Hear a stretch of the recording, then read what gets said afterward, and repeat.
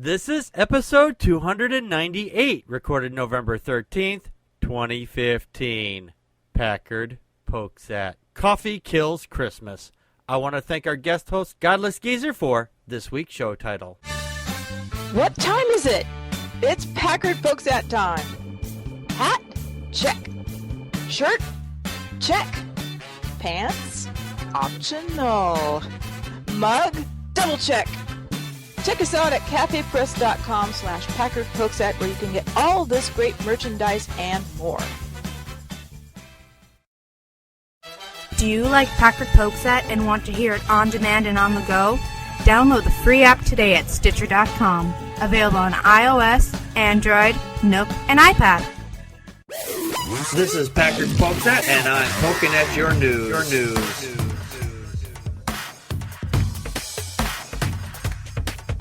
Good evening, everybody. Welcome to another fine edition of Packard Pokes At, and I am your unmutable I'm your immutable. And I don't even know who I am anymore. I've been up for almost 20 hours or so. So what the hell do I know anymore? It's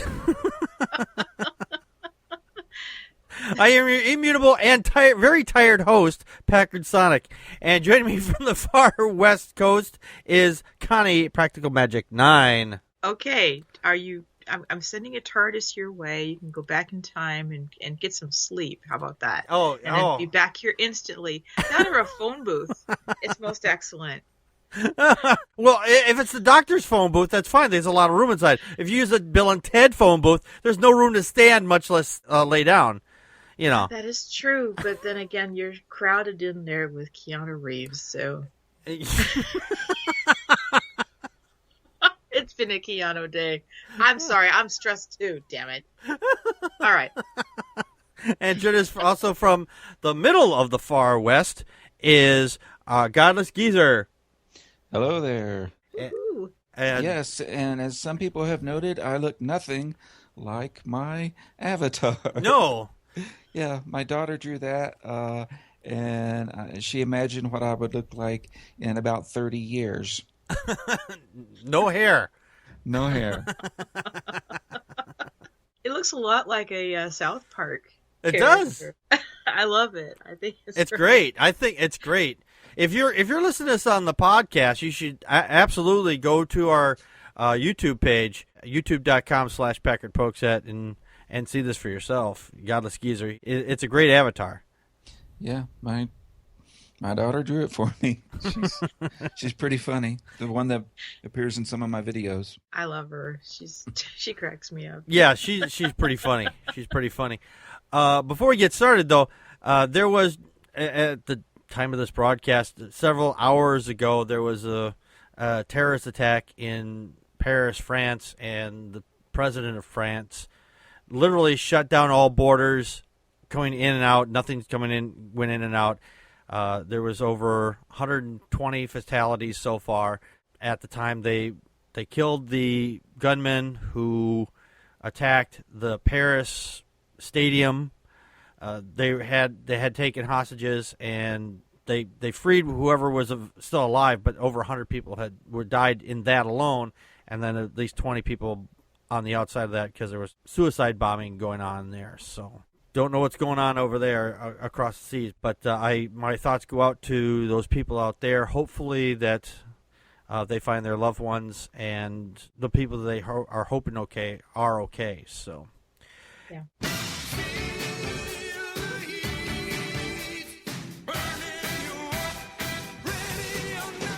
You know, there's a lot of persecution going on in some people's heads. Apparently. Josh Furstein, piece of shit Stein. I have no idea how to pronounce that. The Führerstein. The Führerstein. Sieg Heil, Josh. Argument add Hitler, sorry. Josh Furstein, furry. I don't know. He looks like a furry. He's no offense to the people who are furries out there. He's a major con man. He loves to get people riled up and makes a fake situation that is not a situation at all and he cons people into giving him money or getting them riled up to do things that they probably wouldn't do unless they have a cause of some sort. Now, having a cause to do something is a great thing sometimes. It's just sometimes people like Josh Idiot here, he is riling people up to do a cause for a stupid thing. He is complaining that the Starbucks cups this year made a red cup because probably to save costs. Connie and I were looking at some of these cups from previous years, and these are all secular images. There's reindeer, trees, ornaments, a Christmas tree, which absolutely has nothing to do with Christmas. And if you actually read the goddamn Bible, it says don't put a Christmas tree in your house because it's forbidden. I don't remember the passage off the top of my head, but it's in there. I remember reading it. And Josh Feuerstein, dickhead, is complaining that because the cups are all solid red, that they're persecuting Christians. So he thought he would go into a Starbucks with a gun and told them, my name is Merry Christmas. And so the person behind the counter had to say, Merry Christmas. Now, that's not bad enough. Now, the problem is, doing that, you're forcing your religious beliefs onto somebody else who may not be religious when you do that.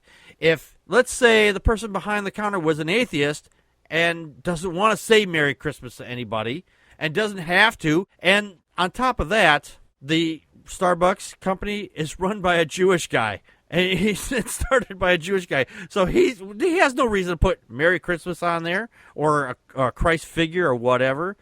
But going back for a moment, if a person is an atheist or a Jew or let's say he's a Muslim and he has to say Merry Christmas, and most people probably won't care. But if it goes against your religion, you're forcing him or her to acknowledge and say your words, your magic words, because you want to. Connie, your thoughts? Yeah, as far as this whole cup thing, the main reason for the blank cup was so that people could draw their own designs on there. Mm-hmm. It was purely just aesthetics of, okay, people write on their cups. Well, we see that people write on the cups and they write greetings and make little doodles, and we'll let people do that. Right. The most infuriating thing for me when this first came up was how there was a website that said Josh Feuerstein, der Führer, was actually quite innovative for bringing this forward. I'm going, this isn't innovative. Mm-hmm. No. And I also love that somebody pointed out there was a picture. There's been so many memes going around about the cup, and one had a Hanukkah blue cup mm-hmm. with the Starbucks mermaid and then the menorah over the head, and said, well, why isn't this a cup? And I'm going, that's a great point, Mm-hmm. And Kwanzaa, there's a bunch of other holidays, and it totally misses the point. It totally misses the point of what I think Christmas is actually supposed to be about, a goodwill towards all men. Right. So, leave it to Kevin James' lesser double to totally miss the point. And as the chat room's pointing out, guess what? There's a lot of pagan symbols that he's called, that they're saying, well, why isn't this a part of the holiday? Right. Yeah, well, so. Torvi in the chat room here says, Christmas trees are male fertility symbols. I did not know this. The trees is a penis. That's a pretty green penis. I don't know if you want to fuck a green penis, man. I'm just saying. If it's green, you might want to walk away. The all those needles, it's like a creationist cat penis. Isn't it? Oh, yeah, absolutely. Oh. Sorry. Cece got a little plug in here. The presents are the testes, and the utensil is semen. Oh, that changes my whole childhood. Thank you, Torvian. I just remember throwing the pencil up on the tree. Whee! I didn't realize I was ejaculating all over my Christmas tree. Oh, God. And Your Damn says America didn't celebrate Christmas for approximately a century, and the Senate didn't even take a day off time for the day. And that's absolutely true. For over a century, Christmas was not even allowed. It was actually banned because of religion. So Christmas, you can't do that. No, you can't do that. And then somebody did this whole 180 on it, and it's like, oh yeah, we got to have this day off. So now we've got Christmas. Godless Geezer, your thoughts? Well, it's just devastating, the horrors that are unfolding the American Christians these days. Just sad, so sad that they're cowering before paper cups now. Paper cup! Oh no! Yeah, but for me, my thoughts are more about poor Josh, because I've been doing some psychological analysis of him, and he's definitely not happy to see us. And he has guns in his pocket. So I'm wondering if he's compensating for something. But seriously, to me, he's just an attention monger, obviously getting attention, getting ad revenue, getting donations for cameras while he continues to use his cell phone cam. Yeah. I think he's just a big fraud. I don't know what he believes, but speaking of that cell phone camera that you always see him using it.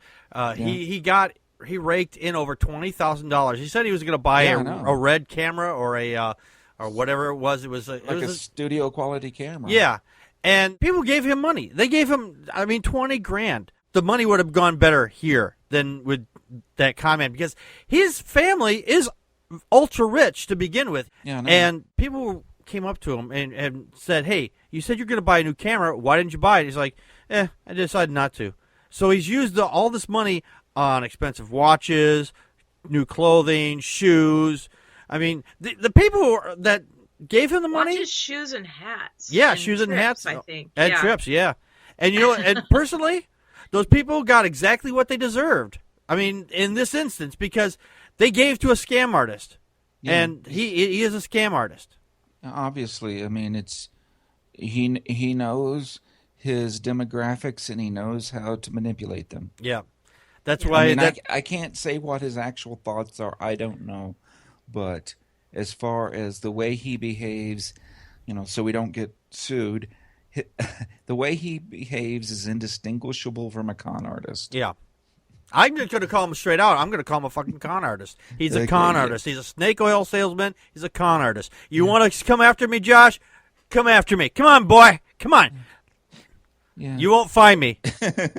Yeah, speaking of that kind of person, his not-so-evil twin, pretty much the same person, Venom Fang X. Oh, God. Also has raised There's a name money. I didn't think I'd ever hear on the show. Yeah. Also raised money, supposedly for a hospital, the children's fund that he used on himself, and he also has mega rich parents. Oh, Jesus! But they're not anything like him. They're liberal Jews. So, they actually shut his channel down once because he had apparently committed a crime, and but they told him he had to start earning money and contributing, and I think it was $500 he's supposed to, give them for his own support, now that he was an adult. Right. So he tried to raise it off of his viewers. Oh, I don't know yes. how that went. I remember that. Thunderfoot was one of the people who actually exposed him back in the day as being the lying, little shyster that he was. But yes, I remember They're both the same to me. I mean, yeah, they know their demographic. They know what to say to get people riled up and taking the profits. I hope that Furstein. I hope someone sues him because he committed. I think in this instance, I think he committed fraud because he said he was going to do this. He was going to do a thing with the donations, and he never did it. I mean, that is fraud. That is fraud. And I hope somebody out there gets off their lazy ass that donated to this motherfucker and says, you know what, I'm going to file a lawsuit and make him pay through the nose. when he goes to the Starbucks, his nose will be bloody from all the money that he gets bleeding out his nose now. Yeah, I mean, I've wanted to do something on him on my channel, but, I finally did a little something this week, but I couldn't stomach to listen to him long enough to put a video together. Yeah, I hear you. It's just like, ugh. Turn the camera sideways, God. Oh yeah, that's wouldn't we? Oh yeah, that is so annoying. He sits there, he puts it in this mode.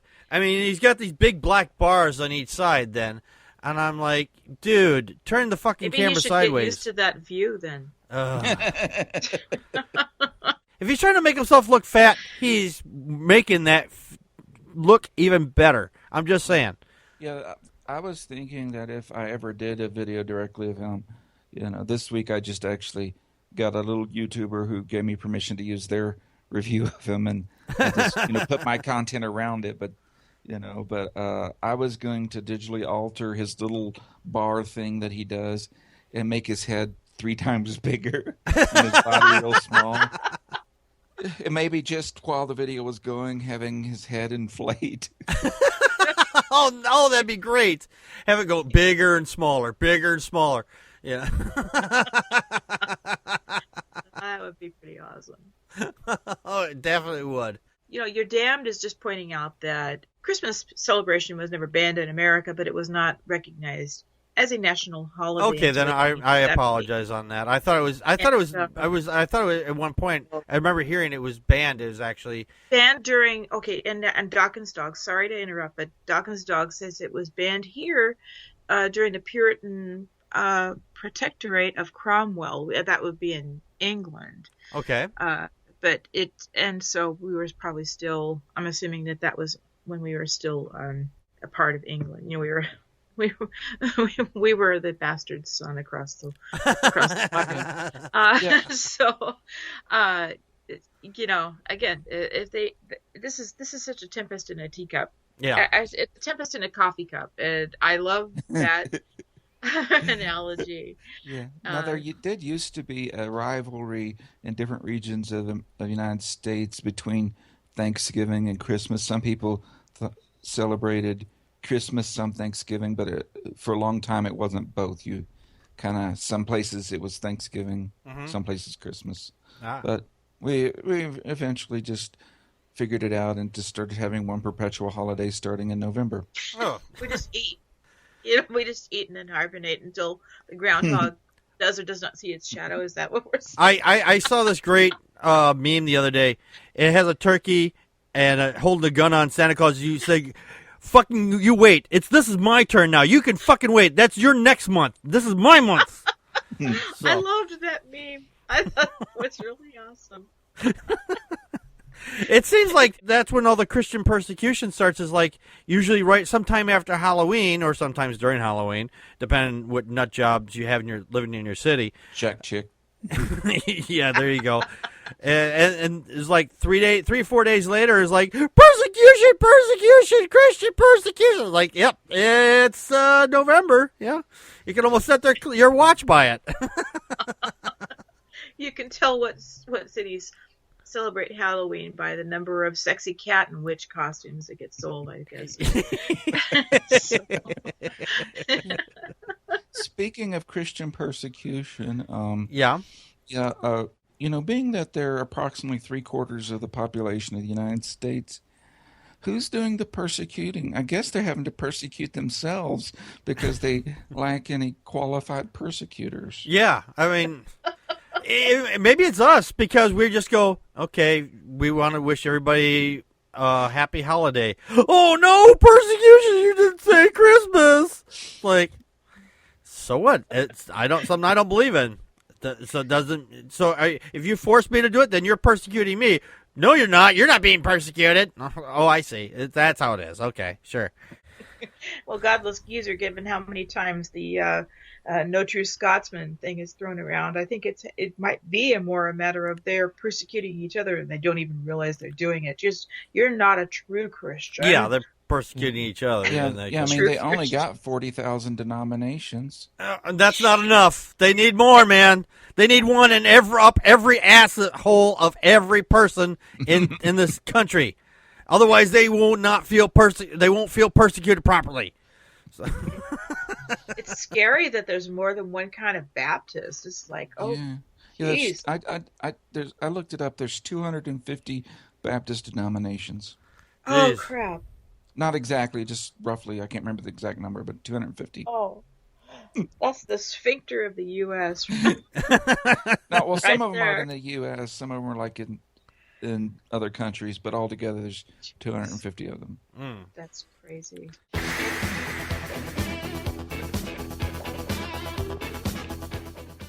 And our special guest from YouTube is Godless Geezer. Godless Geezer, I have a few questions I'd like to ask you. Were you ever religious at one time? And if you were, how did you come to your non-belief? Yes, I was a fundamentalist Christian up until, it's kind of hard to say when I stopped because it was a gradual process, but approximately the age 30, I was in fact a door-knocking fundie. And of course, my church was the one true church. But what really led me out of it was simple things. One, I read the Bible, and that really fucked up the faith thing. Yeah, that usually does for most people. It's like, read it. Oh, my God, what the hell's in this thing? Yeah, but even before that, the thing is I truly believed rather than just believing in the system or believing in believing. And so I believed if you prayed for something, it ought to happen. And what really got me doubting was the preacher at our congregation got brain cancer when he was about 31. He had a newborn and I think a 3-year-old.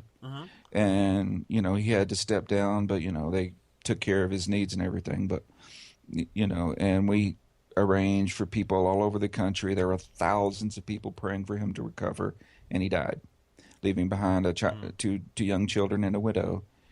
And, and for me, the usual excuse of, oh, God has plans you don't understand just wouldn't work because what did this guy want to do? I mean, was he doing anything bad? No, at least from my perspective at the time, no, he just wanted to preach the gospel and save people. Right. So, and he needed to provide for his young children. So that got me really, really doubting. And then I noticed, I actually tried to find someone who was ill from something that could not be cured by medical science, anything.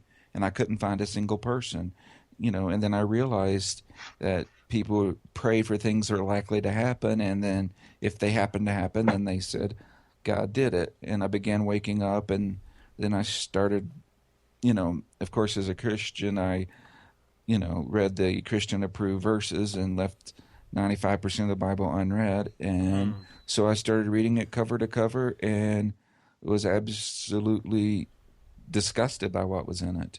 Genocides and genocides and genocides and ludicrous thing after ludicrous thing after ludicrous thing. And then one day I just realized that at every point reality would be one way. If God existed, I had to make an excuse. No.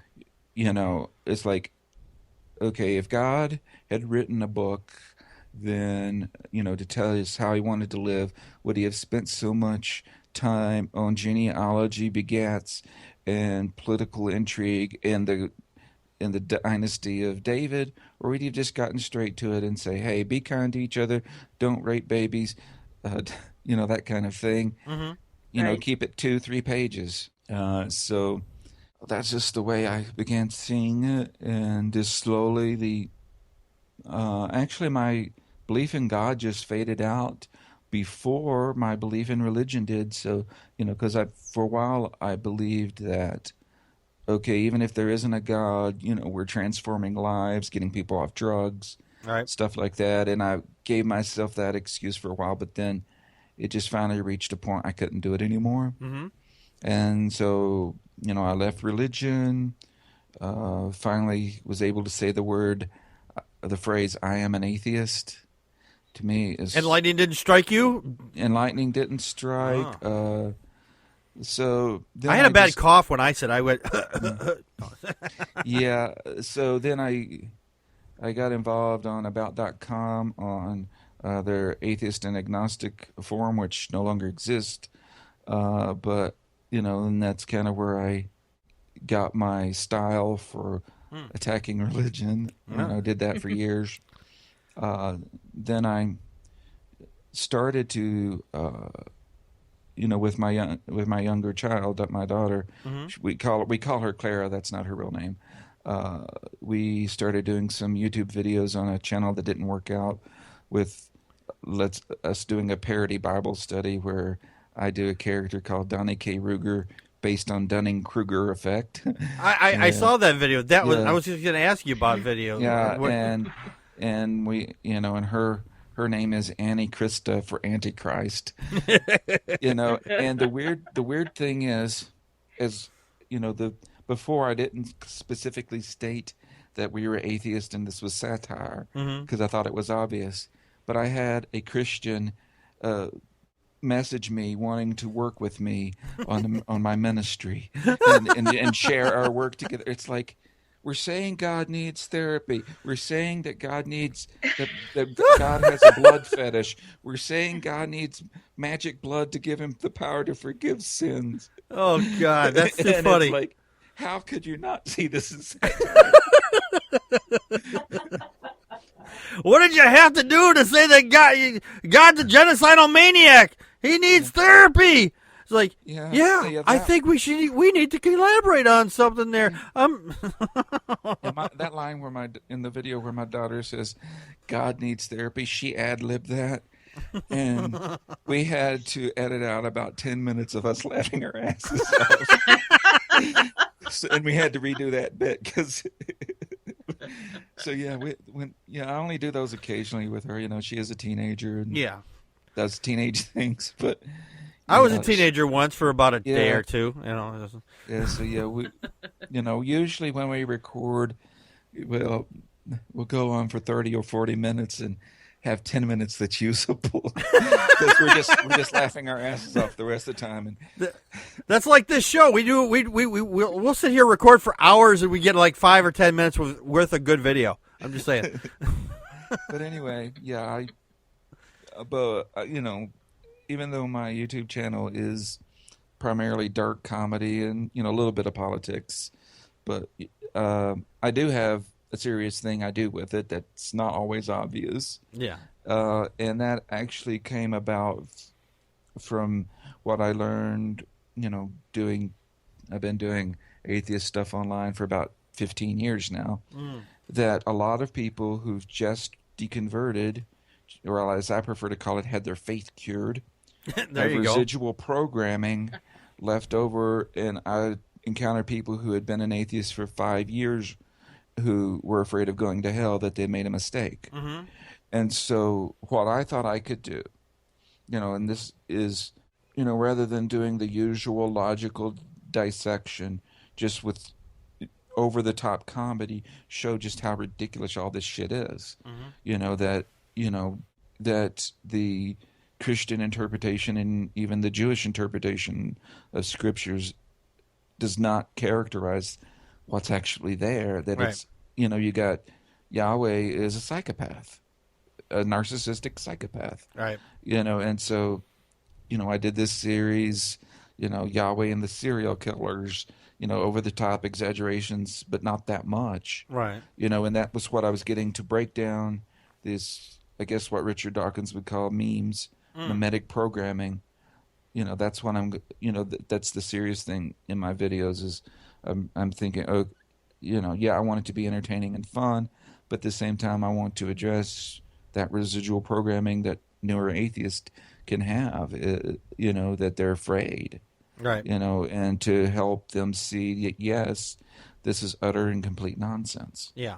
I do have some additional questions here. How do you go about producing your videos, and how do you film and edit them? Okay, I recently started doing them in front of the camera, but that was just so I could do more but I usually will do a script, then I will record audio only, do it as many times as it takes to get what I like, edit it down, then I would do,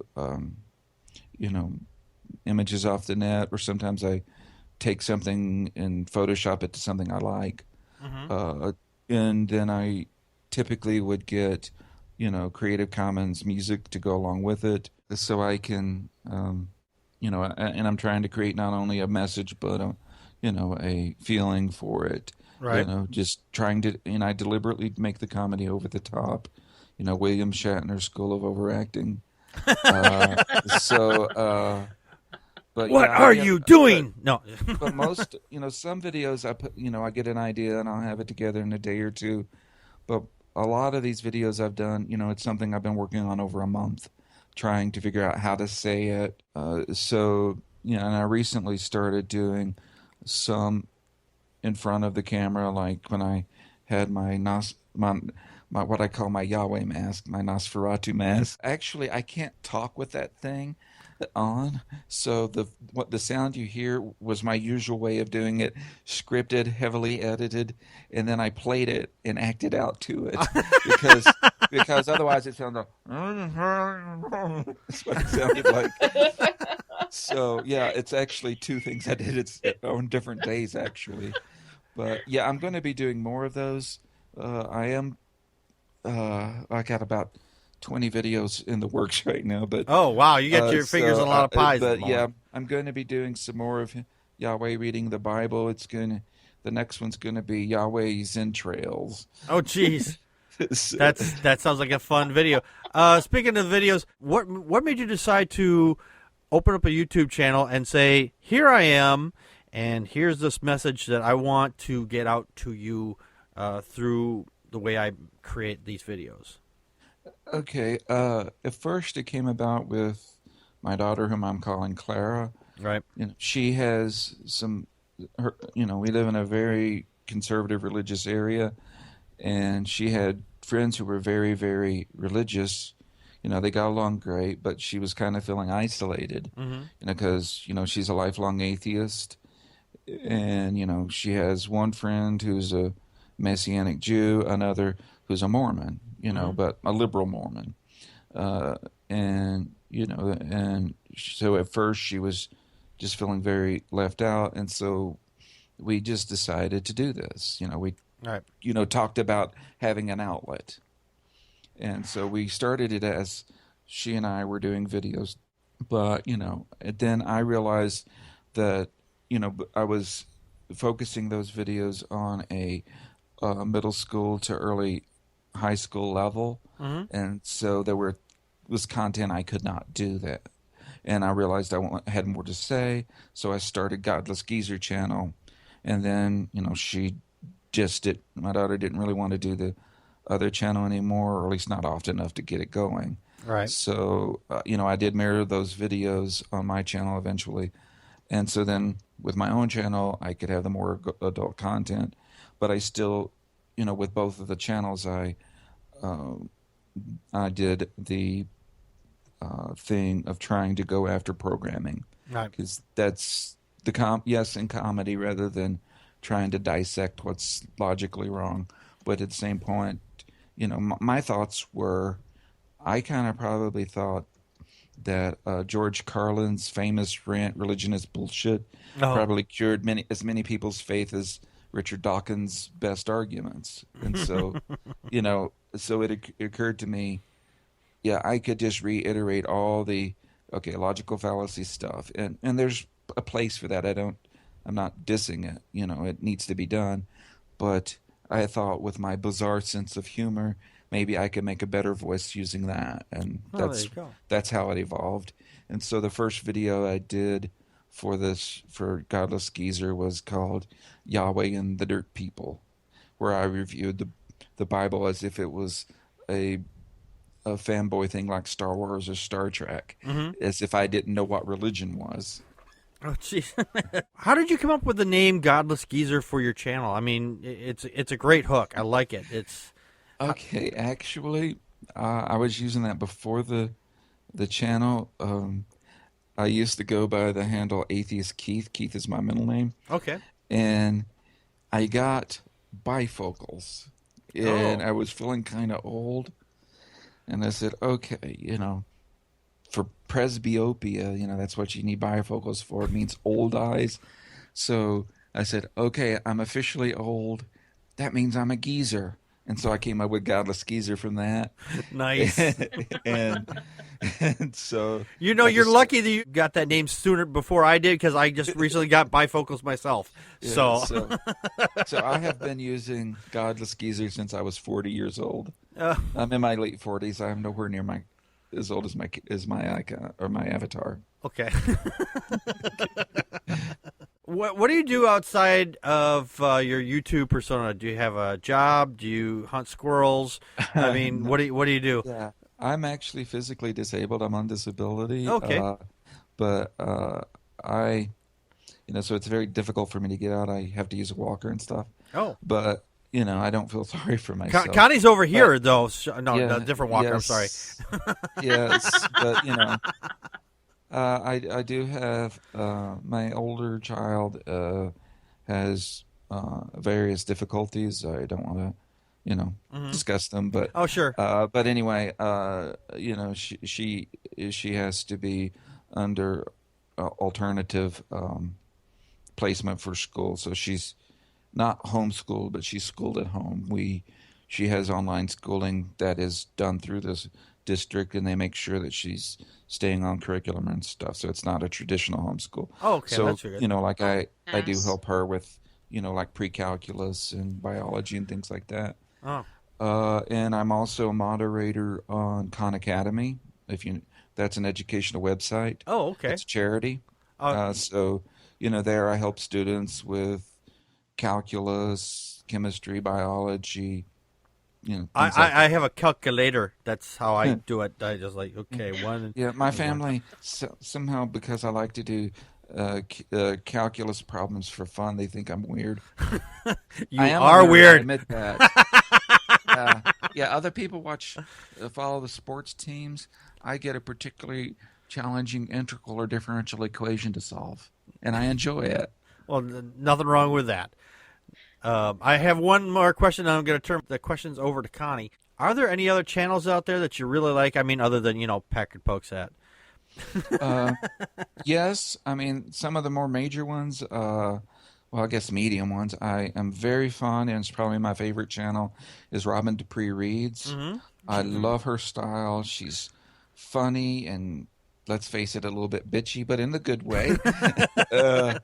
Yes, I like Essence of Thought pretty well. We've had both of them on the show here, too. Yeah, yes. Deconverted Man. And despite the little thing I'm doing with him this week, we're actually good friends. I even know his real name, and it is not what I said it was on my video. He is not Dave Trump, but yeah. And in fact, Deconverted Man is the only person I'm a patron of. Because he does have some, not through his own fault, he does have some financial needs, and I could help him, and I did. There you go. And there's a lot of the major ones, like the Messianic Manic I like. Then also, I've tried to promote them. There's some little bitty channels that I personally think should do better. I'm very fond of Illogical Reaper. He's not even got into 100 subscribers. Logical Reaper? Illogical Reaper. Illogical Reaper. Okay. Yeah, he's this. I think he's 19, 20 years old, and he does the usual respond to video things, but he has so much sarcasm. He's hysterical to me, anyway. And the guy that I was mentioning in this week's videos, he's a little bitty YouTuber called the Forbidden Thinker. He's very, very, very strange. But he's going on searches for magic bacon and stuff. Yeah. Well, bacon is magical. I'm just saying. Yeah. So basically, he's the bacon that was made out of Jesus has been all eaten up now, and so he's trying to get the devil made into bacon now. It is the strangest channel I've ever encountered. I used to have this picture. I probably have it on my computer someplace. It's a picture of Jesus up on the cross and everything, and it has all the different meats you'd be getting off of Jesus. So you got your ribeye over here and your thigh meat over here. So it's a great little meme. Yeah, the one thing I don't like about the way modern YouTube is, though, unlike it used to be years ago, is you can have great content and nobody can see it because if you don't get a shout out, no one knows you exist. Yeah, it's everybody's watching cat videos. Because used to you could have search terms that when people search they would actually find them. And you would get some traffic, but now it's like you really do have to get a shout out to get going. And I had fortunately actually Essence of Thought gave me a shout out, and a few others, and then it really helped when Wildwood Claire gave me a shout out. I got like 300 subs from her. But, nice. Of course, she's semi-retired now, but when she was going, I loved her channel. That was awesome. Same here. I miss her so much. Me too. I've been thinking someone needs to go kidnap her and force her at gunpoint to make more shows. But, but she has... Get on camera! She has done them for years and years, so she probably just said what she had to say, and that happens. Yeah. We could tempt her maybe with season tickets for the soccer matches and craft beer. If she were still making videos, she would be my favorite YouTuber because, I love how she mixes her wit with actual science. Because before I had to go on disability, I'm a chemist by training. An analytical chemist, but so I was learning things I never knew, because geology deals with that chemical aspects of chemistry that we don't directly deal with in chemistry, things about how minerals form. So her geology briefs were really fascinating to me, and I miss them.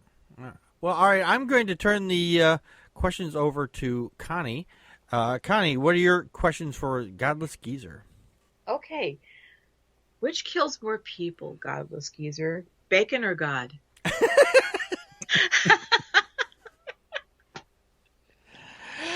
I mean, we do have that new report. Confession. I don't eat pork. Not religion. My grandfather raised pigs, and I saw too much once upon a time. Oh, no. Not been able to eat it since. But obviously God, even though he doesn't exist, he's very successful at getting people to murder each other. Yeah, exactly. All right, I'll give you that. So bacon is actually good, guys. See, that's what I was thinking too. It's like that means God is more evil then, and bacon is heavenly. Just saying. But since God doesn't like bacon, if you were to throw it at him, would he like explode or something or dissolve? God, that'd be Wait, that's what we need. We need more bacon. We need bacon. I'm gonna start wearing bacon. That's the artillery of our anti-God thing. Yeah, because that's what we really do. Is we really do hate God deep down. I know. I'm gonna go out and buy a bacon shirt tomorrow. It's like, what's with the bacon shirt? I'm defending myself from God. He hates bacon. If you could make a Jesus on the cross, but have the cross be bacon. Crispy fried bacon. No. when they were piercing his side, somebody pushed in Tavares said something about they pierced Jesus' side to check for tenderness. No, they were trying to cut away the bacon. Yeah, they want to make sure it was the right level of fat and all that. Oh, God. Well, first of all, I just got to say I absolutely love the first thing I heard from you.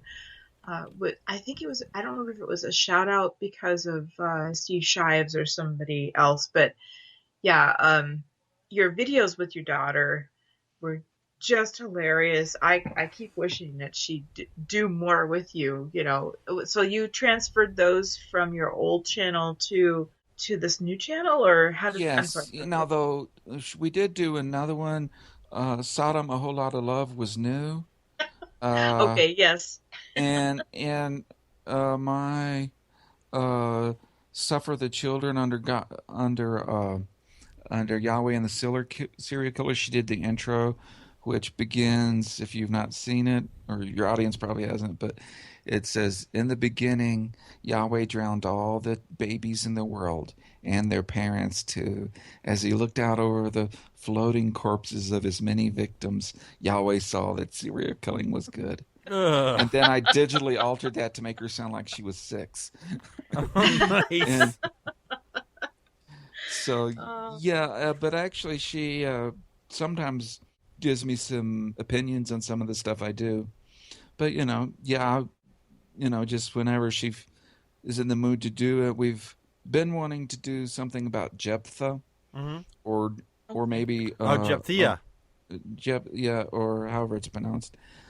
And then we've also talked about doing Jonah and the joyride and the fish. So, I can't say how often she'll do stuff. Just, she's a teenager doing her thing. So, but yeah. I mean, we did do a few other ones for this show. We did some Google Translate stuff.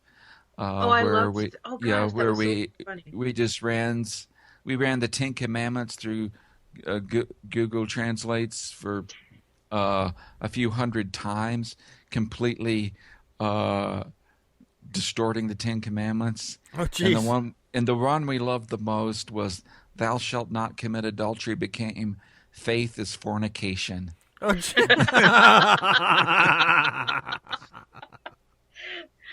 oh my gosh! Oh, that's something fun. That was a really funny one. See, Robin Dupree Reed is my swear therapist. She's helped me come a long way. So I think being on the show has brought you a long way too, there, Connie. That's true. That's true. I slut shaming. Instead of a swear jar, I have a slut shaming jar. I mean, just for me. Now, as a parent, it's interesting because I deconverted when my children were they weren't even 10 or 12 years old yet. But it's been interesting raising them, and more, moving through all of the different things that I've let go of, all of the different imperatives that I felt like, Christianity built into me. But I still acknowledge the fact that at some point in my kids' lives, they may consider whether or not they believe in God. They, right now they're kind of like, oh yeah, they're sort of on board with me. They're 18 and 20. Well, and I look at it and I go, well, if at some point they said, oh, I think I believe in God now, and they want to become Christian or some other religion, I'm not quite sure how I'd handle that, because I kind of feel like, I know my older children were used to being raised in church, and so I question, like, well, would I react any differently to my younger kids, maybe coming up and telling me, hey mom, I'm a Christian, or I'm a Buddhist, or I'm, whatever flavor it is. Have you thought about that at all with your kids? How would you react? Yes, and we have discussed that in detail. Good. The way I put it to them growing up, and they're still growing up, but when they're very young, I said, you need to try to follow the golden rule. Everything else is negotiable. And, I don't have a God. I don't have a religion. If you want one, that's fine. Look for it yourself. But I've taught them that it was far more important what you do with what you believe than what you believe. If believing that the moon is made of green cheese somehow made you treat people in a nicer fashion, then by all means believe the moon is made out of green cheese. But so I've told them, I'm not a God that I should be right about everything.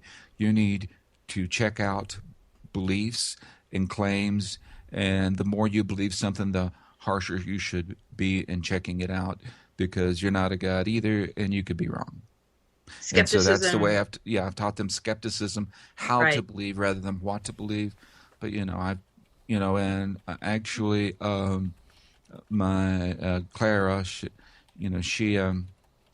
when she was very young, her maternal grandmother died, and it was very hard on her. So she dabbled with believing in heaven because she wanted grandma to be someplace nice. So I just told her, I didn't believe that, but she was free to believe it. And that was fine, because I say I'm not right about everything. And, she did that for a while, though she didn't believe in God, just heaven. Because, she said, I said, if you believe in heaven, do you believe in God? And she says, no, let's skip that. So, she believed Yes. it was just a nice place that people could go. But, she doesn't believe that now. That was, she was really young when Grandma died. Oh. But, the way I look at it, I am not, strictly speaking, anti-religion because anti-theist. I am, and I guess anti fundamentalism, and but I do, and I've actually tried to think of ways to address this on my channel because there's certain things I'm not willing to make fun of. Right. And actually, I think I talked to Packard about this earlier this week, is about, if you're liberal or moderate in your religious beliefs, you're not directly, if it's just a community to you, it's the thing you do to give support, and that kind of thing, have a little, everyone needs a community, right. And you don't take it that seriously, you're not directly hurting people, but at the same time, you are lending material support to those who do, because you're giving a pretty face to Christianity, which, and I'm sorry to say it, the people who are homophobes have the Bible right, and I hate homophobia passionately. Oh no, I mean that, but they have it right. That's what the Bible says. No, we say that here on the show too. The Bible is hate, and so if you can cherry pick the Bible and get good, get a good moral here and there if you really try, and then you just have a more modern belief where you don't take things literally, but at the same, so I mean, it's better than being a fundamentalist, but at the same time, you're giving a, support for the stuff that's bad by being part of the religion. And I don't know how to address that because I'm, just what I'm willing to mock and ridicule has to be, for me, it has to be something that's hurting someone. I'm not willing just to mock in general, Right. Even, it's just, to me, that's my rule is, I rarely mention any specific individual, and my rule is this person has to be hurting someone. The amount of harm that's being put out. Yeah, I agree. It's like I often say, I go after the bigger targets that are actually out there and trying to inflict further harm and incite other people to do harm. I definitely agree. And the last thing to let go for myself too was really thoughts about death and where you go afterwards. That's been the hardest part for me to deal with, I think. But yes, it's so it winds up being something very personal. But so the thoughts about, well, is there something after this? And well, actually, my children and I have discussed potential afterlife and everything, and I like what Mark Twain said about it. He said, I was dead for billions of years before I was born, and I did not suffer the slightest inconvenience for it. Thank you. Yeah, I love that. I love that quote. Yes. Okay. The way I've discussed, the idea of eternal life, even in bliss with my children is, to me, no matter what you're doing, eternal life is the worst thing that could ever happen to someone. Mm-hmm. And the way I explained it to them is, you want to live longer than you're going to live. It'd be nice to live 1,000 or 1,000,000 years. But think of it this way. You went through every atom in the universe, and with every atom in the universe, you did every conceivable thing that you could do and spent 100 billion years using that atom in any way you could think of. And then you went on to the next atom, and you went through every atom in the universe. Well, you'd just be beginning for eternity. Yeah. how could you stay interested? No matter how thrilling a subject is, how many billions of years can you stay interested in it? Oh, yeah, absolutely. Yeah, and if you had eternal life, even in a mansion made of gold and ivory and 100,000 virgins or whatever you think is bliss, you get bored. You'd get bored. I mean, and it would be, to me, the fact that life is temporary is what makes it wonderful. Yeah. Yes, I want to live longer than I will, but I have a term for and as such as I believe in anything religious or anything not supernatural, but it's sort of a religious thing. It's what I call light fantastic. Mm-hmm. And if you consider our immediate ancestral species, Homo heidelbergensis, they existed for hundreds of thousands of years. And, of course, we only have their artifacts, their tools and stuff that remain. Didn't change much at all in hundreds of thousands of years. But then our species comes along and we evolve, we grow, not just physically, but culturally. And the way I look at it, it's like an unbroken chain of each generation taking the traditions and learning from the previous generations, but not replicating them, but modifying them, learning more and more. And so we have this unbroken chain of being from 60,000 years ago, or whenever it was that Homo sapiens became creative.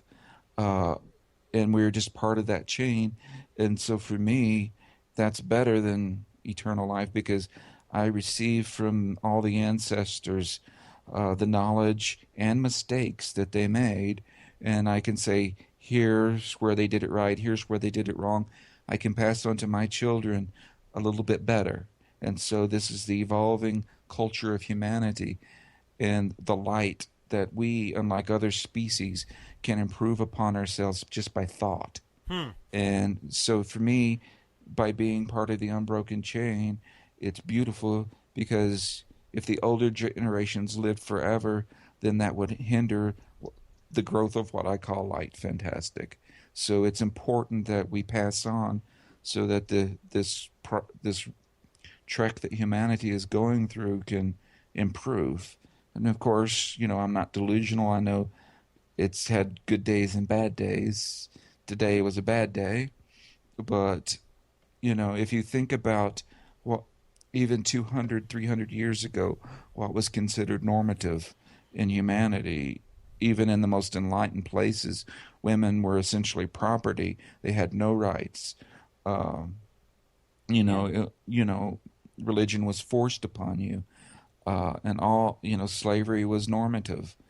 And consider how much progress we made in just 300 years. Yeah. Yes, there's horrible messes yet to be done, but we can do what we can in our generation, and the next generations can improve it.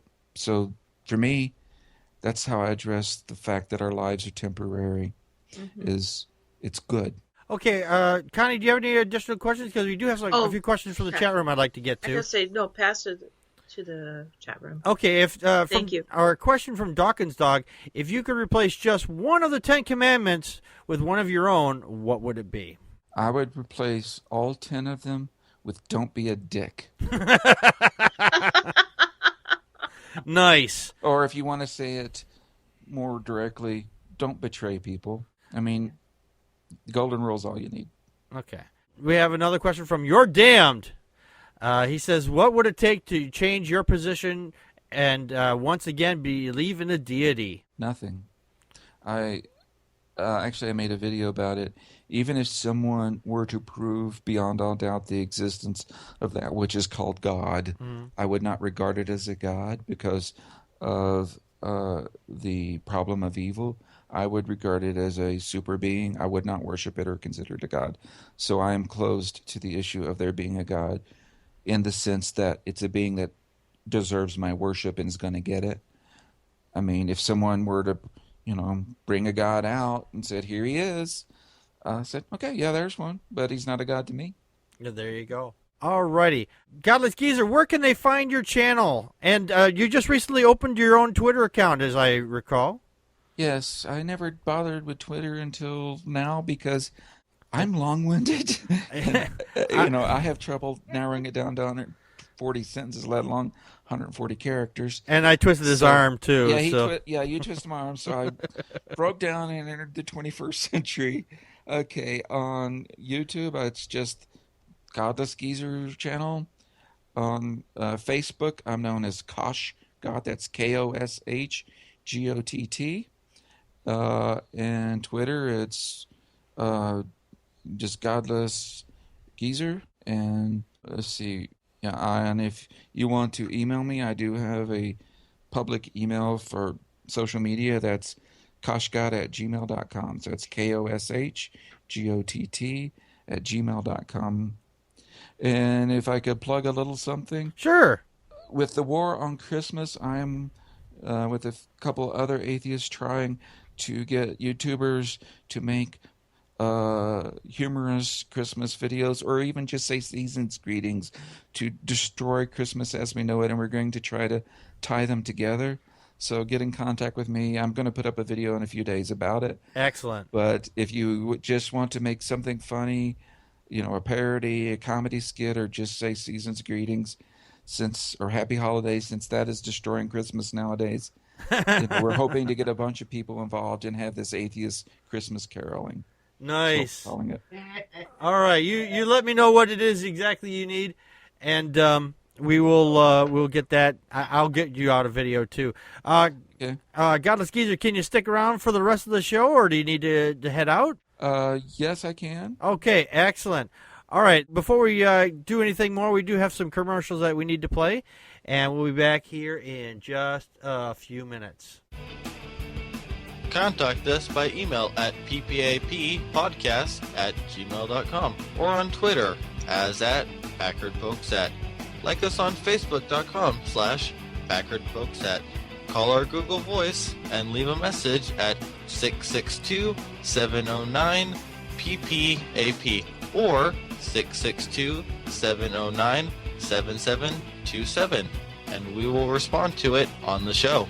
Friday nights at 9 p.m. Central Time, join us live at vonlive.tv/Packard Pokes At. During the show, you can share your thoughts with us by calling 857-216-3200 using PIN number 35368 or on uberconference.com/Packard Pokes At. For links to the stories, visit our show page at packardpokesat.wordpress.com.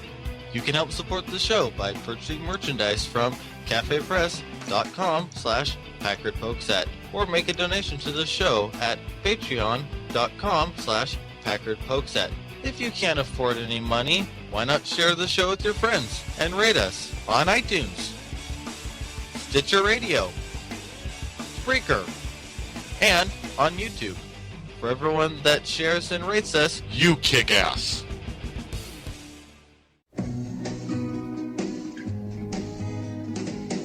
Don't know much about history, don't know much biology, don't know much about a science book.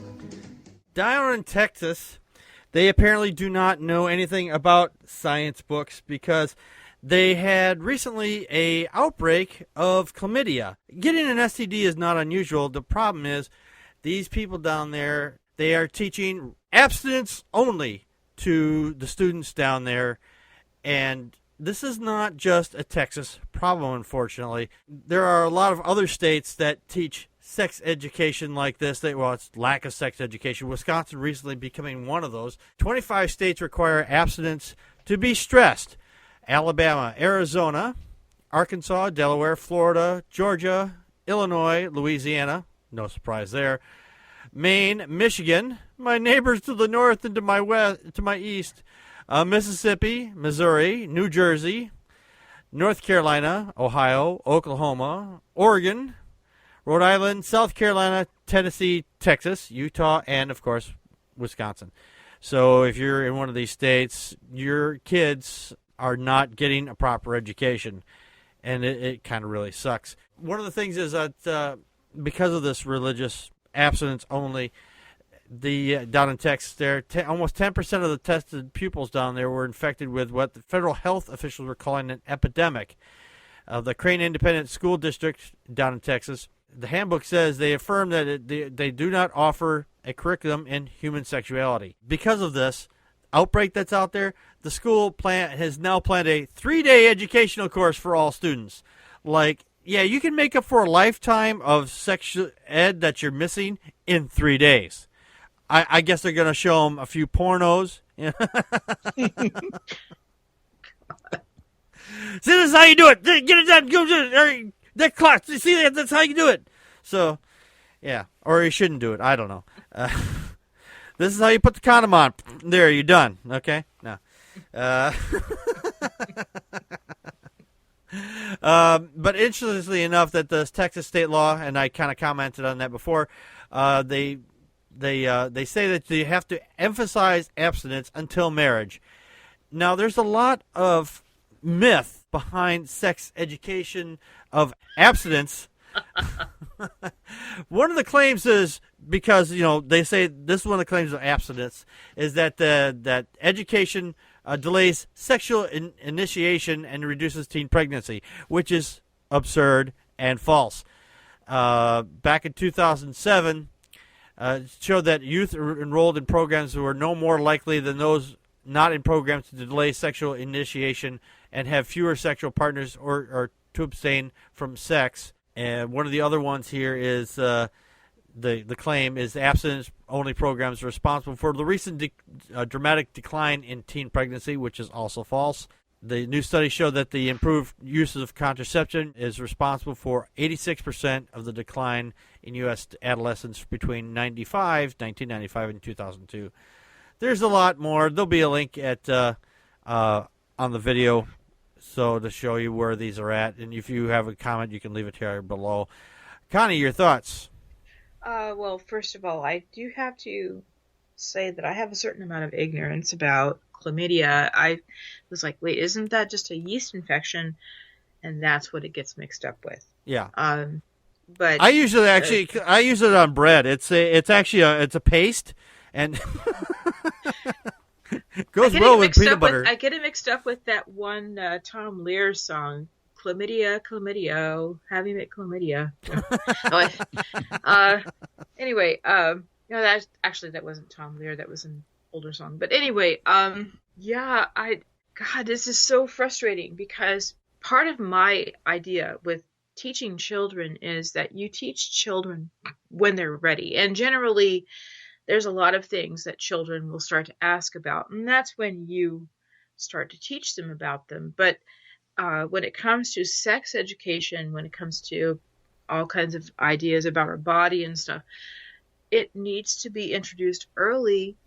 And what I really hate about this kind of thinking is how it thinks that just talking about our bodies and just talking about feelings and things, how it has to be highly sexualized. It's automatically assumed that everything's sexualized. And I'm like, well, just because it has something to do with our sexual organs doesn't mean it's sexualized. Right. Why can't we be smarter at this point? We religion. We put a man on the moon. We've got probes on Mars. Isn't that weird that we call it a probe? But anyway, you said probe. I said probe. And you know what suffers? What suffers? The same people who don't want sex education are the ones who don't want Planned Parenthood, and they say that kids shouldn't be on birth control because that's going to give them they have it all backwards. Everything's backwards. It's like, hey, guess what? Tell kids, hey, this is your body. This is normal, and it's all this moralization about our bodies and about sex and about just I'm sorry. Not like we get an instruction manual with our bodies. It's like, here, this is how you use your penis. This is how your toe does not flex in that direction. Sorry, anybody who's had a little baby, and again, they're not okay. Little babies in the crib, The fact is that especially with boys, Once they find out that there's that extra little arm down there, like, look who's talking, the baby. Oh, look at that. My son. Wonder what I could do with that. How do I get that in my mouth? Yeah. Torvin from the chat room says they see kids as punishment for having sex. That's all they well, and see. No, that's exactly the bigger picture. It is. And what I really hate about this whole thing is that they can't decide what side of the fence they want to be on. And so they're just going to sit there and squat over both sides and say, you just shouldn't be doing this because, and they forget what it was like. They forget that it doesn't matter when they were 13 or 14 years old, that all they had to do was look at a handsome guy or a beautiful girl and they, they wanted to be with that person. They had all these other thoughts. It doesn't matter. They forgot, and they want to willfully forget, and so they're just trying to squelch everything down because it displeases some god that they believe in now. It's just like, what? No, that's not how you solve things. Right. No, it isn't. Goddess Giza, your thoughts? Yeah. Before I get going, I just want to make a note of what Connie was saying about the groups who are both anti-contraception, anti-sex ed, and anti-abortion. It seems to me they want to reduce women to a hymen, a uterus, and dishpan hands. That's pretty much it. Yeah. You're just a baby maker with hands that makes me sandwich. So, but seriously, I live in a state that used to be the worst for teen pregnancy, but Arkansas has now topped us. You got to step. New Mexico is heavily Catholic and heavily Mormon. Not a good mix. I was going to say, you guys got to better step up your game if you're going to be number one in that. Come on now. Yeah. Well, we were number one, but but we don't have abstinence only. They do have an abstinence law. Basically, they have to state that abstinence is the only 100% sure way of not getting a sexually transmitted disease and not getting pregnant, which is in itself half wrong. You're perfectly able to get sexually transmitted diseases without sex, but then beyond that, the districts can do what they want. My district, though it is a very conservative county, somehow they got liberal people in the administration, like they're doing LGBTQ awareness, how to use a condom, the need for condoms. But it's ridiculous in my state, and I think the real problem is parents and religious mongers are idiots. Yes, my kid is not going to ever have sex until I want a grandchild. Yeah, because it always works that way. It's why in the world don't you do what they do in many other countries? Start first grade, beginning to tell you about what's what, how it works, where to put it. Right. It's kind of like, oh, kids are drinking too much. Let's make the drinking age 21, and that's really helped. No, you forbid it. That makes them want it all that much more. Absolutely. Say, right. This is for adults, and you're not adult. So now that you're thinking you're an adult when you're 12, you're going to want it all that much more. Yeah. Tell them the truth. Like, let me say one thing I did with my kids. We've talked. I answer their questions. Wait. You talked. You mean talk to the? Well, wait a minute. Wait a minute. Write this down. Talk to children. Okay. All right. Got it. Yes, and said about you're ready to have sex when you're ready for the consequences. That was the way I put it. It's not for me to choose. It's your body. Right. But my younger daughter, she has some health problems and is not able to take PE, so that was where they had their early sex ed, though in 9th grade this district has a comprehensive course. So what I did, since she wasn't getting this little bit of stuff they talk about at first, is I found a teenager's guide to sex, made sure it was not some prudish or outdated thing. And by the way, never ever get your kid everything you wanted to ask for sex, but were afraid to ask. That is a bigoted thing. It's anti-LGBT. Really? But I got her, and I made sure that these were had good reviews, and it was done by psychologists and children's development. And I got her a book, and I laid it on her bed. She knew it was coming. I said, would you, you're not getting this, and I know it's uncomfortable for you to talk details. Would you like this book? She said yes. So I just put it on her bed, and I know she's read it. So did you remember to put the condom back on there? I'm just saying, before you it the book come condom. with condoms. Oh, okay. The book condom. I was talking about a condom just for the book. Yeah. So I believe, and this is something on all matters of raising children that I believe so passionately. You don't own your children. True. You're not their boss. You are their guide. You have been entrusted by society and by nature to guide this person for a portion of their years, prepare them for adulthood. You don't own them, and you're not their boss. That's the way I look at it. And so I'm kind of glad you said that now that I don't. Yeah. My daughters used to help me do the show. See, if you had come on sooner, if they had heard that, they'd never help me after that. So, but yeah, it's like, yes, you have to teach them discipline and self-control, timeouts and groundings and stuff, but you're doing it to teach them how to be an adult. True. Teaching them how self-control, teaching them how to make wise decisions. And that includes teaching them about sex. Yes, it does. And exactly. It's not a taboo in my family. I answer any question they want. If they want to know about masturbation, we go into details. The way I explained it, it is something everybody does, but it's private, like wiping your ear, and you don't come out of the bathroom and announce, I have now wiped my butt.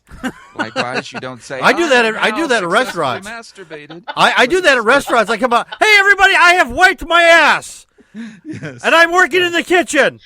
Yeah, and the same thing about masturbation. It's like, I tell my kids it's perfectly normal, healthy.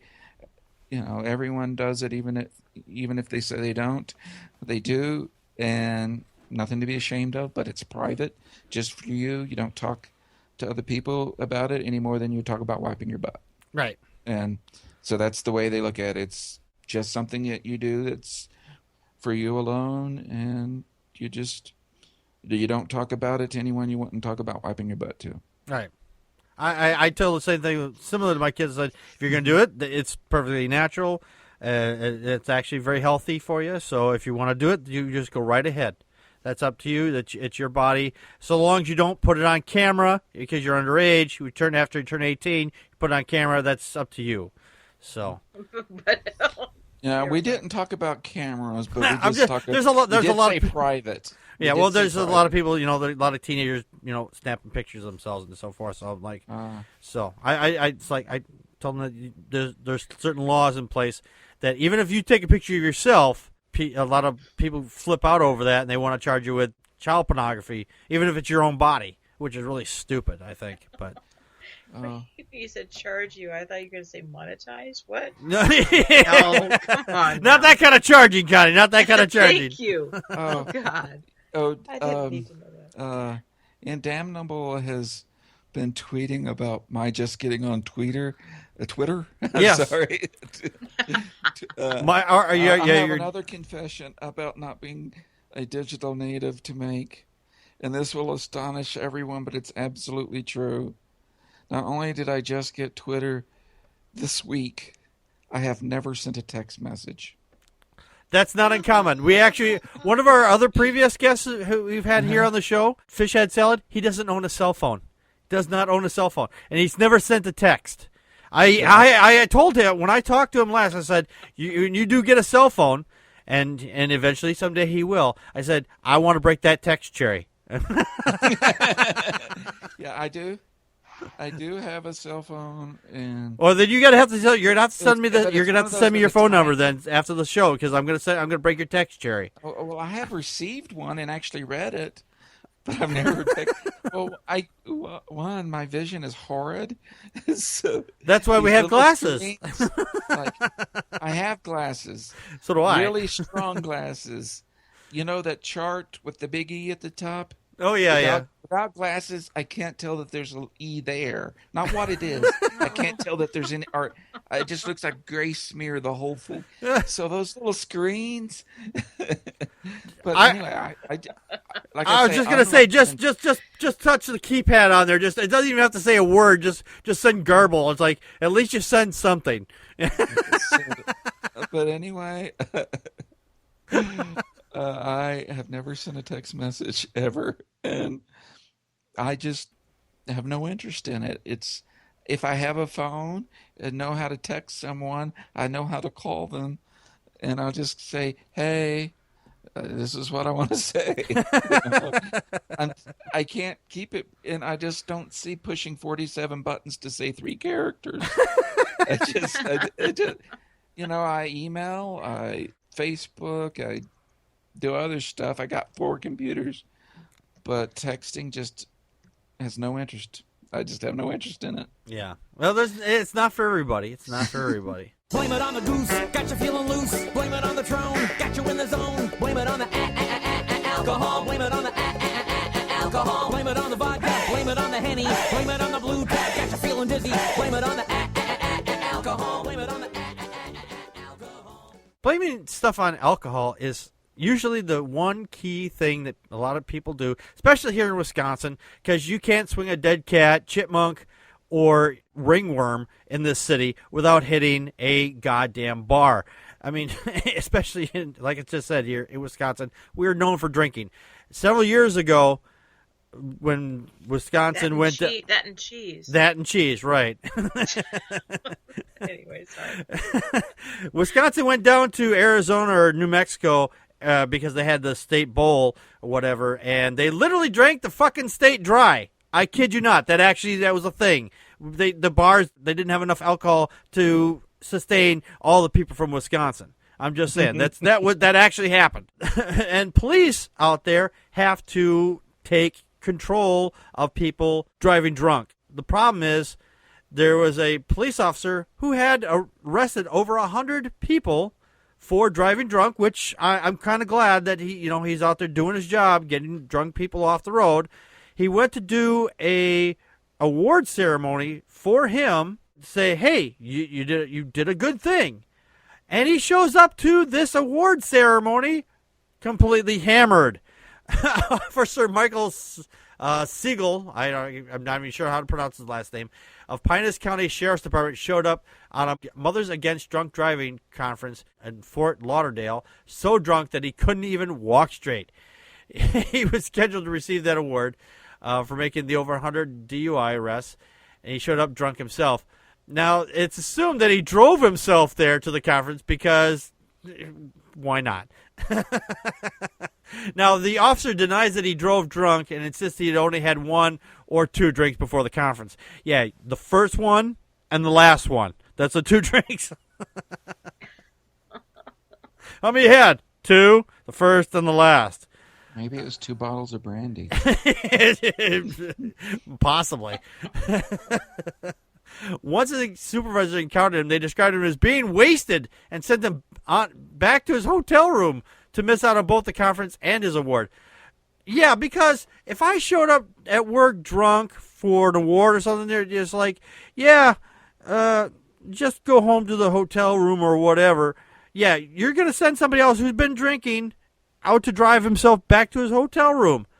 See, if this had been anybody else, they would have said, okay, we figure you got here by your car and you're under arrest because that's how the law works. A weird example of how this law works, if you get drunk and you get in your car, into the driver's seat, you put the key in the ignition. The car doesn't even have to start. You fall asleep in the car in that area, or even if you do start the car but you don't move it, then you can be arrested for drunk driving. You didn't drive it anywhere, but the intent is there, as they call it. It's kind of good, but it's kind of stupid at the same time, which is the funniest thing about this story is that this is not the first time it's ever happened. Last year, David Griffin, the acting chapter president of Mothers Against Drunk Driving, and a former deputy police chief, was both arrested for driving under the influence of alcohol. Since then, Griffin has resigned from his position at MAD after 18 years of being CEO of the high-ranking member of the organization. And back in 2011, Deborah Oberlin, a former president of MAD, was arrested for driving with an alcohol level that was 3 times the legal limit. Maybe they just did it as a thrill. It's like, what's with all this drinking driving? I know we're against it, but I wonder what it's like. I'm going to give it a shot and see what it's like for myself. Now, this is the story here is from the Raw story. Now, the creepiest part about this whole story, there's a picture of Ted Cruz, and he's kind of looking at me. He's like, ugh. Now I need a drink. Connie, your thoughts? Maybe he realized that this is the scope of my career, and I'm going to just be, because I've been recognized for pulling over this many drunk drivers, this is all I'm going to be doing the rest of my life. I need a drink.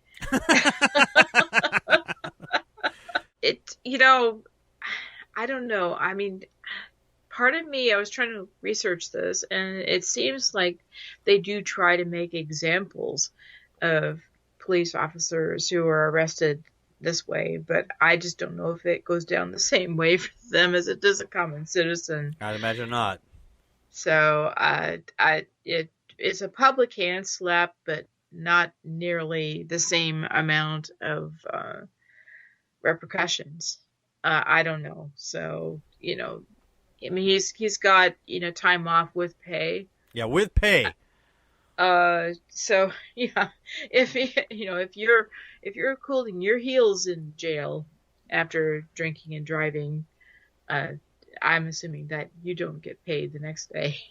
So your car's in the impound and blah blah blah. Yeah. So this is just yeah, it's so frustrating. It is very frustrating. But then again, we are talking about Florida, the penis of the United States. It's Florida. It's a stupid state anyway. Sorry. Oh my God. Oh, we have chlamydia in Texas and we have drunk driving in Florida. Yeah, and by the police officers themselves, probably. I know. That's itself. Godless Geezer, what are your thoughts? Aside from a little bit of humor of the hypocrisy, I think it does bring up an important point about drug abuse with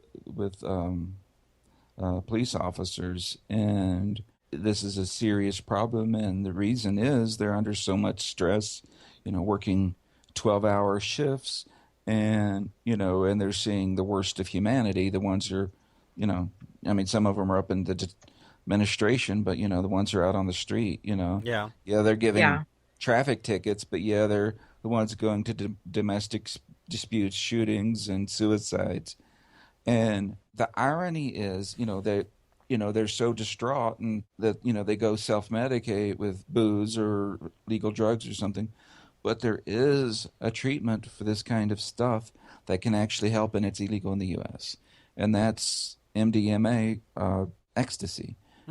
Given in therapeutic doses after having been through a trauma, it can prevent anxiety disorders and prolonged, trouble over that. And so that, I think, therapeutically it's not addictive. There's no health risk. Why isn't it standard procedure, of course, if it's medically appropriate, right, for officers after they've been through one of these horrendous things to be given a dose of this and prevent, there's been multiple research studies done, and it's just this ignorance of puritanical people of, the war on drugs started in the 80s with why don't you call it the empowerment of cartels? Yeah. But this is a drug that can treat PTSD. It can help in all kinds of circumstances, and to do it, it doesn't even have to be taken sustainably. 1 or 2 doses will do the trick. You're a cop. You've just seen someone's brain splattered all over the place.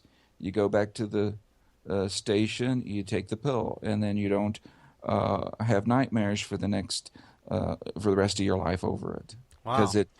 Because it just has to do with the way your brain wires memories, and because it's not truly a euphoria, but a feeling of warmth and comfort, and so it can, it can counteract the association disorder effect. Yeah. So it's you're just preventing this programming, which can cause severe stress disorders. Interesting. And so to me, it's like, I mean, the irony of this situation's funny and everything, but how many arrests he's made? Yeah. Should correlate with why he might be self-medicating now. Yeah. So I mean, interesting. You need to think about, why are some, it's like, I actually checked this up, and the suicide rate amongst police officers is double that of the rest of the populace. Torvian from the chat room here, he says, I panic when I hear pouring drink. I am told it's because my dad was a mean alcoholic. That's a hard thing to get overhead. Certain sounds, certain it's either sounds, smells, or just a visualization of something. Sometimes it can trigger all kinds of things. True. Yeah. As I've discussed on my channel, I have PTSD from, the way I was raised, but things like that can trigger, panic attacks, things that remind you, I actually am a teetotaler. It just holds no interest to me. I actually have a nice large collection of alcohol. And the thing is, some of it's over 20 years old. Yeah. Yeah. Yeah. I mean, I'm not anti-alcohol. I mean, when I was younger, I really liked those expensive beers that you can slice. They're so thick. But, I just lost interest in it. It wasn't ever even a conscious decision. I just lost interest. And then for a while I was on a medicine that I couldn't have alcohol while I was on it.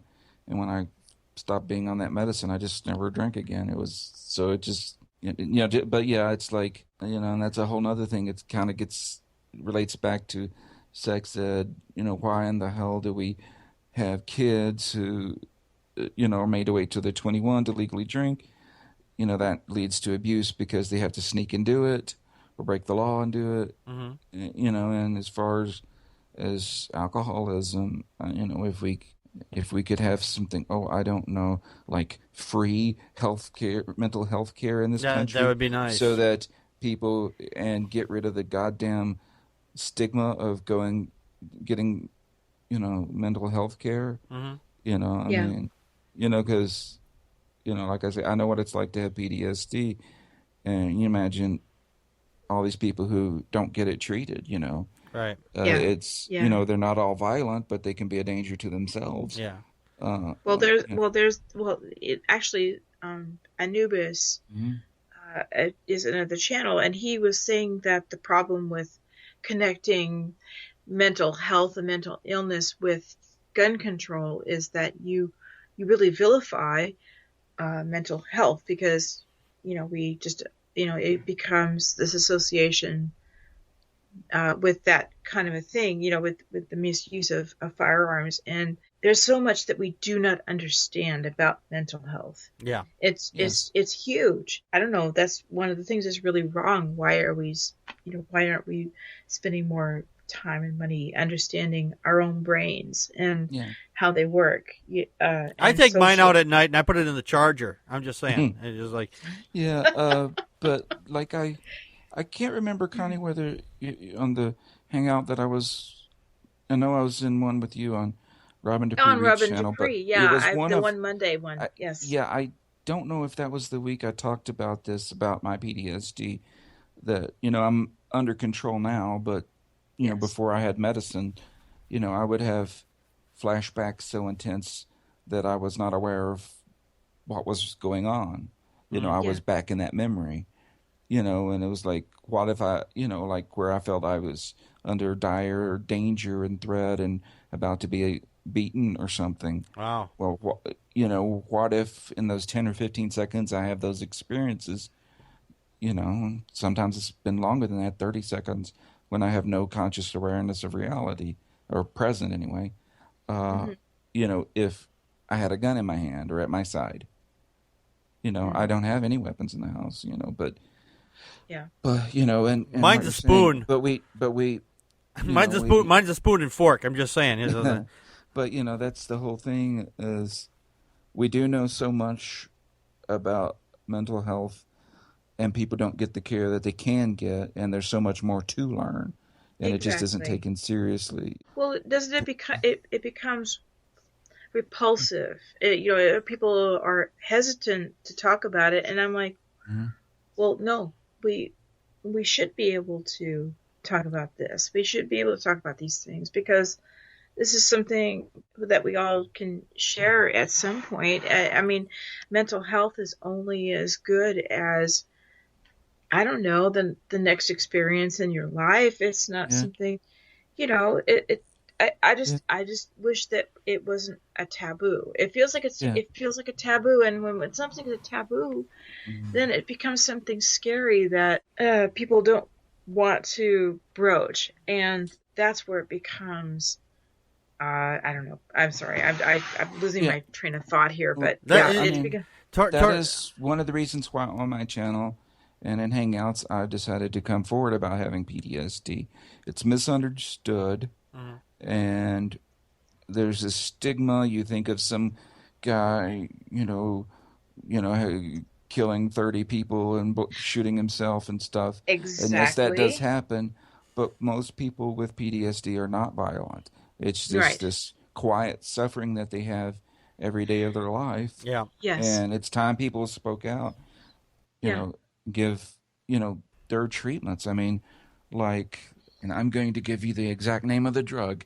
Because it's called Prazosin. It's an anti-nightmare drug. I mean, it does other things, but it works wonders on, if you have trauma in your past and or having constant nightmares, relieving it and stuff. There's actually medications to suppress that. It doesn't eliminate it, but it's not every night with me anymore. Oh, that's good at least. So there are medications that work. There are therapies that work, desensitizations, and people need to know. And a little bit of a tangent about this drunken cop, but I would bet. We went way off the top from the drunken cop. I would probably bet money that he's got PTSD or some other anxiety disorder from his work, and that's why he's drinking. Dealing with. Yes. Who knows what he dealt with the day before that award? I mean, did he see someone's brain splattered out? That's the thing cops see. And the other thing, one of the things is that we're not addressing is that some people have a problem speaking in public in front of other people. I mean, I was like that. I would get in front of people. I'm like, oh my God, I'm going to make a fucking fool of myself. Whatever, I can't speak, and then you break down. More people are actually afraid of podiums than they are snakes, which is really weird because every time I've walked through the desert and I see a podium, I just freak the fuck out. They travel in pairs, We had some comments here from the chat room I did want to address. Torvin said that alcohol makes him calmer because alcohol is a depressant. So it will do that for you. So a lot of people do that. And I would just say to that is alcohol can be used therapeutically. Yes, it can. I would just say make sure that your healthcare provider knows about your consumption, and yes, it can be used therapeutically. What it needs to not be done is used abusively. But yeah, I mean, if you have trouble sleeping, having a cold one, right before going to bed can help you go to sleep.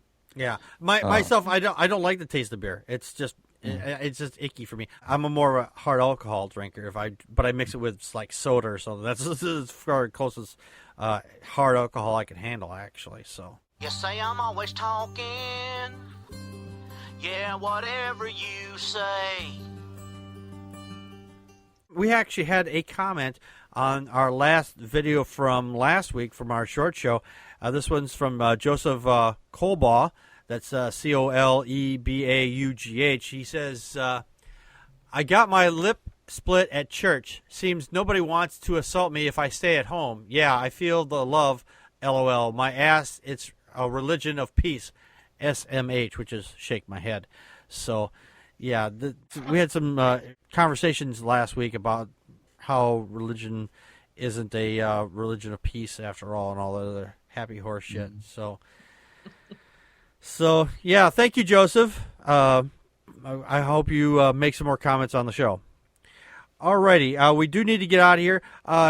Godless Geezer, one more time, where can they find your channel? It's Godless Geezer channel on YouTube, and on Facebook I'm Koshgot, and Twitter it's Godless Geezer. Alrighty. All right, thank you, Connie, for being on the show with me again tonight. And if you like the show, hit the likes on the thumbs up on the video, and or any of the video pieces. And if you really like the show, donate to the show as little as once a month, $1 at patreon.com/Packard Pokes At. Or if you're not on Facebook, get on Facebook and hit the like button on facebook.com/Packard Pokes At, or send all your friends there. Just send everybody you know. Even people you don't know. Send people you don't know. Just say, hey, go check this guy's page out. He's a real idiot. Equal opportunity. Yeah, so check out this guy. He's a real weirdo. He's right up your alley. Yeah. Send us people you hate. Yeah, send us your haters. Send us your haters. We don't care. We don't care. If they hate you, just send them our way. They may like us instead. That works for us. That's right. And if they don't like us, hey, they'll still be talking about us. That's all. You check out this idiot. Yeah. So. His name is Josh Furstein. Josh Furstein. My name's Josh Furstein. No. There's so many puns on his name. I like Josh Frankenstein. I like Connie's came up there. Josh Heilstein. Oh, so. Heilstein. Heilstein.